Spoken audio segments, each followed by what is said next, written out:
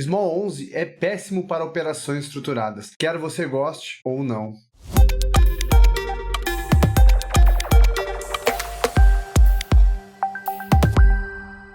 Definitivamente, quando você abre o book de ofertas das opções de Small 11, você vai ver que ele é péssimo para operações estruturadas. Você vai dar de cara com isso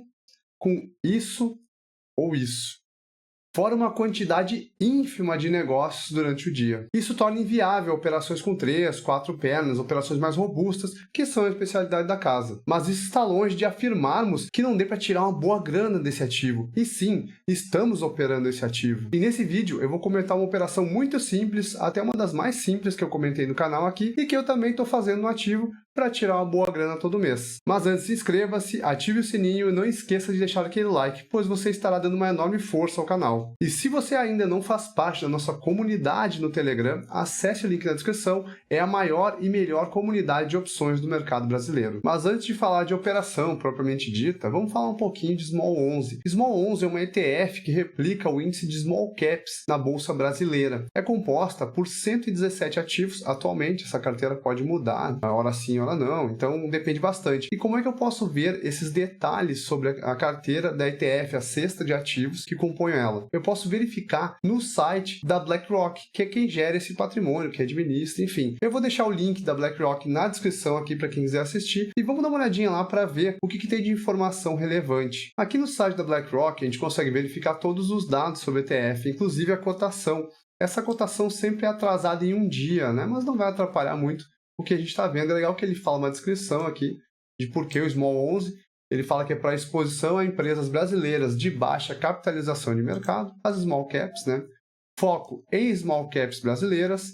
E ele diz aqui, use para diversificar sua alocação em ações brasileiras e buscar retornos de longo prazo em seu portfólio. Bem interessante, ele mostra a rentabilidade, as características do ETF, inclusive aqui ele mostra que tem os 117 ativos que eu mencionei, e aqui ele mostra outras características, né? O legal é que se eu vier abaixo na página aqui, eu consigo ver toda a carteira do índice Small Caps ali, e aqui eu consigo ver a composição dela. O bacana é que a gente consegue verificar que ele é muito mais pulverizado do que o BOVA11. O BOVA11 replica o índice Bovespa. No nosso índice Bovespa tem empresas que compõem grande participação no índice, como Vale, que tem quase 15%, Petrobras. Então, no IBOV é muito mais fácil uma empresa grande mexer e movimentar todo o IBOV junto do que o Small 11. Aqui as empresas têm menor participação, então é muito pouco provável que uma empresa só consiga movimentar todo esse índice, o que é bem vantajoso para a operação que a gente vai mostrar nesse vídeo. Por outro lado, por se tratar de uma ETF que replica o índice de Small Caps, o Small 11 tende a ter uma volatilidade maior do que BOVA. Isso é muito bom porque volatilidade maior, proporcionalmente o preço das opções é mais caro. E sim, nós falaremos de uma posição vendida em opções. Outro ponto a ser mencionado é que o beta de Small 11 é maior do que 1. Hoje ele está em 1,19 aproximadamente. Bom, explicando rapidamente o beta. O beta é referente à correlação de ativos ou ETFs em relação ao nosso índice. O que quer dizer um beta inferior a 1? Quer dizer que quando o índice ele tem uma movimentação, esse ativo não tem uma movimentação que acompanhe o índice, a correlação dele não é muito próxima ao índice. Pode estar o índice subindo e esse ativo caindo. Um beta perto de 1 ou 1, ele tem a movimentação muito semelhante ao índice. Então, por exemplo, se o índice sobe 1%, o ativo tende a subir 1% também quando o beta é perto de 1. E quando o beta passa de 1, quanto mais acima de 1, se o índice mexe, esse ativo vai se mover na mesma direção que o índice, só que ele vai mover muito mais forte. Então, às vezes pode o índice subir 1%, e o ativo subir 2%, 3%. Então, o Small ele tem beta 1,19. Significa que se o índice se move, ele tende a se mover um pouco mais forte. E onde é que eu posso verificar o beta em relação ao nosso índice? Nas maiores ferramentas que a gente tem no mercado brasileiro. Por exemplo, no OpLab, aqui eu consigo ver o beta do ativo que eu estou analisando aqui, que no caso é o Small 11. Outra coisa interessante, mas o OpLab é uma ferramenta paga. Tem algum outro lugar que eu possa ver o beta, mesmo que não esteja atualizado ali em tempo real com o mercado? Sim. Existe esse link do OpLab também, que é uma parte gratuita da ferramenta, onde eu posso verificar, que eu posso clicar em Small 11, abrir e ele vai me dar os dados ali, os códigos das opções, e aqui eu consigo também ver o beta da ETF em relação ao nosso índice. É bem bacana. Esse link eu também vou deixar na descrição. Então agora que eu já sei que o Small 11 tem uma volatilidade mais alta que o BOVA, que ele tem um beta um pouquinho maior, tem um movimento um pouquinho maior, apesar de ser um ativo estacionário também, sim, eu posso definir uma coisa. Operações simples é bacana montar no Small e sim, eu consigo botar um bom dinheiro no bolso. Operações mais complexas, ou troca de risco, manejos e tal, é ideal que você parta para BOVA 11 porque ele tem uma liquidez muito superior. Toda boa operação começa em uma boa análise, seja uma análise fundamentalista ou análise gráfica, que é a que eu prefiro. Então a gente vai começar essa operação olhando o gráfico, olhando o comportamento dos preços de Small 11. E de cara, nós vamos notar que ele tem um comportamento estacionário. É um ativo que tende a ficar lateral da mesma forma que o nosso índice por longo período de tempo. Essas linhas aqui que a gente está vendo, depois eu vou comentar um pouquinho sobre elas, mas eu consigo ver que sim, ele tem uma certa dificuldade de passar ali da região dos 115, ele tem uma região bem relevante de suporte aqui nos R$ 101. São pontos que eu vou verificar para definir a entrada, para definir os strikes da minha operação. Então é muito bacana observar isso. Então, para a operação vendida que tem tempo a favor, o Small 11 é bem interessante por essa lateralização que ele apresenta. Se a gente for ver, está desde 2022 praticamente de lado, né? Então, já verificando que é um ativo lateral, ou seja, um ativo estacionário, que tende a permanecer bastante tempo de lado. Eu posso pensar numa estrutura que tem tempo a favor. Se ele não tem tanta liquidez assim para estruturas mais complexas, eu vou pensar uma estrutura simples. Qual a estrutura simples, primordial, que é a mãe das estratégias de passagem de tempo, estratégias onde a gente ganha com a passagem do tempo no mercado brasileiro? Sim, a gente está falando do Short Strangle. Essa estratégia basicamente é uma venda de call fora do dinheiro e venda de put fora do dinheiro. Eu ganho com a passagem do tempo, sendo que as opções vão sofrendo desgaste do tempo, eu recebo bastante para entrar, e eu saio pagando pouco. Se eu for mais arrojado e levar até perto do vencimento, eu posso ficar com prêmio total. Nessa operação, eu ganho se o ativo ficar de lado, se ele subir ou se ele cair. Quando eu não ganho, se o ativo tem um movimento muito forte. Então, uma alta muito forte ou uma queda muito forte pode me ocasionar prejuízo, mas é uma estrutura onde você tem um grande percentual de acerto, probabilidade muito alta de lucrar. Via de regra, as operações vendidas, onde eu quero fazer coleta de prêmio, que é o caso do Short Strangle, devem ser feitas com uma volatilidade alta. Por se tratar de um ETF, Small 11 não tem uma volatilidade altíssima, não espere isso dele. Mas sim, ele tem uma volatilidade razoável para que eu possa montar minhas operações. E quais os parâmetros e onde eu posso consultar essa volatilidade para fazer minha montagem? Na ferramenta OpLab, que é uma ferramenta bem completa no mercado, eu consigo ver no canto superior direito aqui os dados sobre volatilidade. A gente vai prestar atenção principalmente nesse cara aqui, ó, o IV Rank. A gente pode olhar a volatilidade implícita do ativo e tal, mas é muito difícil de eu comparar dois ativos. Tem ativos que têm constantemente a volatilidade alta, como ações do varejo, enfim, e tem ativos que têm uma volatilidade muito baixa, que é o caso dos ETFs. Aqui eu consigo comparar os ativos, verificar se dentro do comportamento deles a volatilidade está alta ou baixa. Normalmente as ETFs têm volatilidade mais baixa. Então, se eu olhar aqui em Small 11, uma volatilidade acima de 35%, já pode ficar interessante a minha montagem no Short Strangle. Claro que quanto mais alta tiver essa volatilidade aqui, esse IV Rank, melhor para a minha montagem. E sim, eu sei que o OpLab é uma ferramenta paga, mas do mesmo modo a gente pode acessar também a parte gratuita dele, que eu já falei que vou deixar o link na descrição, e eu vou ter que procurar aqui na grade de ativos o meu Small 11. Ó. Então eu vou conseguir ver aqui com atraso de 15 minutos como está a volatilidade desse ativo. Então eu consigo ver o IV Rank, IV Percentil também, mas isso é papo para outro vídeo, como funcionam esses indicadores aqui. Então agora, o que a gente tem que pensar? Que IV Rank acima de 35, ou quanto mais alto ele estiver, mais interessante é para eu montar o meu Short Strangle. Lembra que eu falei que eu tenho que alinhar a minha análise técnica com a minha análise de volatilidade. A volatilidade, se eu fizer com a volatilidade baixa, eu vou estar vendendo um prêmio muito barato. Então, eu estou tomando risco para um prêmio muito barato. Por isso que a vol tem que estar alta. Se a volatilidade estiver alta, os prêmios das opções estão mais altos, ou seja, os seguros estão mais caros, a incerteza está maior, e eu vou estar vendendo seguro caro, porque sim, quem vende opção é um vendedor de seguro. Então, alinhando a minha análise técnica com a minha análise de volatilidade, eu vou definir os strikes que eu vou montar esse short triangle. Então, para isso, a gente vai no gráfico de novo. Eu sempre gosto de começar a minha análise olhando no gráfico semanal e depois fazer um refino no gráfico diário e talvez os 60 minutos. Por quê?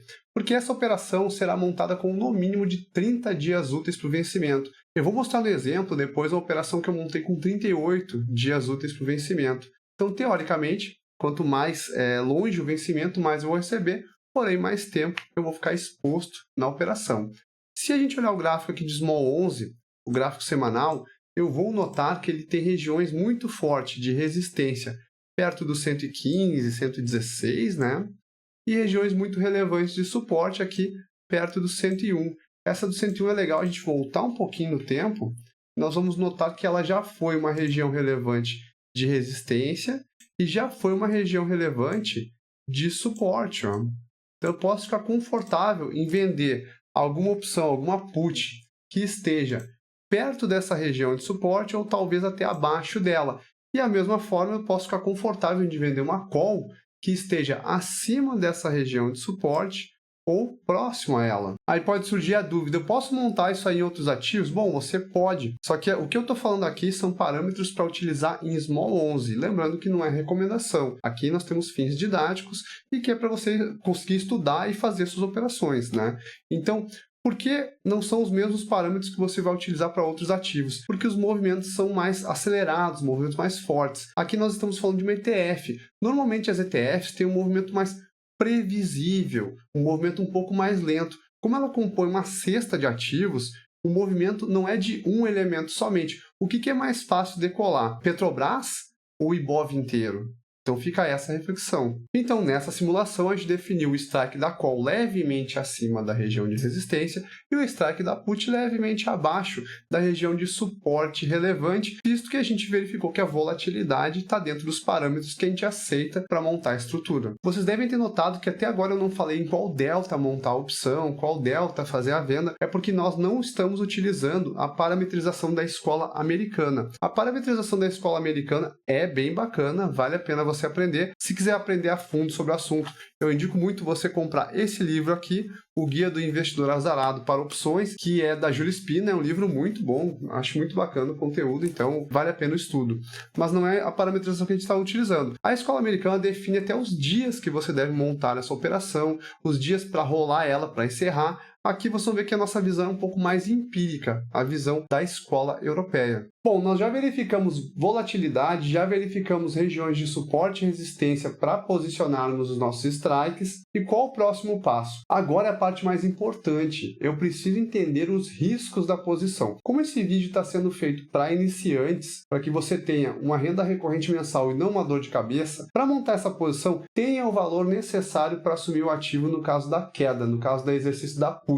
Sim, é uma estrutura aberta, onde está vendendo call e put descobertas fora do dinheiro. Tá, mas na alta eu não vou tomar calor na call? Sim, você vai, mas se você tiver o valor completo para assumir o ativo na put, para essa call dar um calor suficiente para você perder todo o patrimônio, tem que subir muito, você concorda? E é muito importante definir os pontos de stop, tanto na alta quanto na queda. Esses pontos vão ser o nosso break-even e eu vou estar falando deles logo adiante no vídeo. Dando uma olhada rápida no gráfico, fora outros indicadores, outras ferramentas que você pode sim usar para sua análise, a gente conseguiu definir ali regiões de resistência relevantes ali pelo 115, 116 e região de suporte relevante ali perto do 100, né, do 100, 101 reais aqui no ativo, né, que a gente demonstrou antes. Então eu vou escolher strikes que sejam congruentes com essa minha análise. Sendo assim, a operação que eu montei no dia 25 de março, faltando 38 dias úteis para o vencimento da série de maio, foi a seguinte. Eu fui lá e vendi a call de strike, aí, né, strike vencimento em maio, de strike 117, nota que foi bem acima lá da nossa região de resistência. Aqui eu vendi recebendo 97 centavos e eu vendi a put, uma Q de strike 100, então ali abaixo, levemente abaixo da região de suporte, recebendo 87 centavos. Então, ao todo, para montar essa operação, eu recebi R$ 1,84. Sendo assim, qual que é o meu break-even? Como é que eu sei onde que eu começo a ter prejuízo nessa posição? Se eu recebi R$ 1,84, para cima é o strike da call somado ao prêmio recebido na montagem. Se o strike é 117, somando-se 1,84, para cima eu só começo a perder acima de 118,84. E para baixo é o strike da put menos o prêmio recebido. Sendo assim, na queda, eu começo a perder abaixo de R$ 98,16. É um range de mais de R$ 10 que o papel pode se movimentar. Aí você pensa, mas é um papel que custa cento e poucos reais. Pois é, mas ele é um ETF, ele tem movimento mais lento, eu consigo estopar. Claro que numa crise, alguma coisa, um crash, eu vou ter que assumir o ativo na queda por esse valor aqui, né? Porque é o meu strike menos o prêmio recebido. E quais são, então, meus pontos de stop? Já que eu sou iniciante, eu quero ganhar grana com essa operação, mas eu quero proteger meu patrimônio. Meus pontos de stop são exatamente esses aqui, o meu break-even. Ou seja, se o ativo bater em 118,84, perto do 119, eu estopo a posição. Ou se ele bater lá no R$ 98, R$ 98,15, eu estopo a posição. Esses são meus pontos de stop. Vocês vão ver que essa operação tem uma alta probabilidade de lucro. Então, não é sempre que você vai ficar tomando stop, não. Mas quando chegar no stop, você tem que seguir o seu plano inicial e estopar a posição para proteger o seu capital. Existem manejos? Sim, com certeza existem manejos bem efetivos, inclusive que você pode reverter a situação que está indo contra para um baita de um lucro, mas isso é para operadores mais avançados e eu te ensino lá no curso Operações Estruturadas. Aqui no FlexScan nós conseguimos ver a operação que eu montei aqui na minha conta real. Hoje o mercado está fechado, então a gente não tem aqui os valores de saída da operação, mas aqui a gente pode ver que eu montei aqui com 10 quilos a posição, recebendo R$ 1,84 por opção. A gente vai notar também que essa posição que está chamando mais ou menos R$ 171 mil de margem, ela chama aproximadamente R$ 17, R$ 20 por call e put vendidas. Se eu tiver toda a grana para assumir o ativo em caso de exercício da put, essa chamada de margem aqui não vai ser um problema. Um ponto legal de observar é que essa operação aqui ela tem risco ilimitado, porque é uma operação aberta, a gente comentou isso, né? E que o break-even dela bate exatamente com o que eu estava falando para vocês. Outra coisa interessante é a probabilidade de lucro que essa posição tem. É cerca de 90% de probabilidade de lucro. Pode ter prejuízo? Sim, pode ter prejuízo. Aí o que eu faço? Quando bateu no meu ponto de stop, que é o break-even, estopo a posição e parto para a próxima. Se a gente for ver também, aqui é o gráfico de payoff da estrutura.